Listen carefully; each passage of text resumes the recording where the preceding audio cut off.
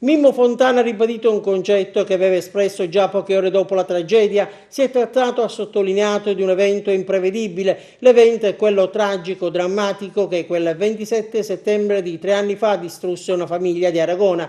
I fratellini Carmelo e Laura Mulone, di 9 e 7 anni, inghiottiti dal fango dei vulcanelli delle Maccalube mentre stavano facendo una passeggiata insieme al padre. L'attuale assessore al comune di Agrigento si è difeso nella qualità di direttore della riserva naturale gestita da Legambiente davanti al giudice Giancarlo Caruso che presiede il dibattimento.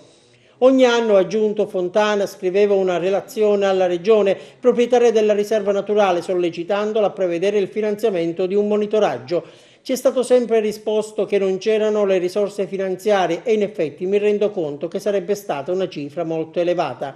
Oltre a Fontana, coinvolti nel processo con l'accusa di omicidio colposo altre 2 persone, un dipendente del sito e un dirigente della regione. Sul ruolo di quest'ultimo, peraltro, Fontana ha precisato: Gendusa non era l'unico funzionario con cui interloquivo per questioni che riguardavano la gestione della riserva, ma aveva almeno altri 3 o 4 interlocutori. In una delle scorse udienze il geologo Carlo Cassanti, consulente tecnico della Procura, aveva sostenuto che con i percorsi di sicurezza la strage si sarebbe potuta evitare e in ogni caso, alla luce dei precedenti fenomeni, la riserva avrebbe dovuto essere chiusa. E proprio su questo punto i difensori di Parte Civile hanno insistito, chiedendo a Fontana se avesse mai valutato l'ipotesi di una chiusura. Mai, ha replicato l'ex direttore delle Maccalube, non c'era alcun presupposto scientifico che potesse farci sospettare un episodio di quel tipo.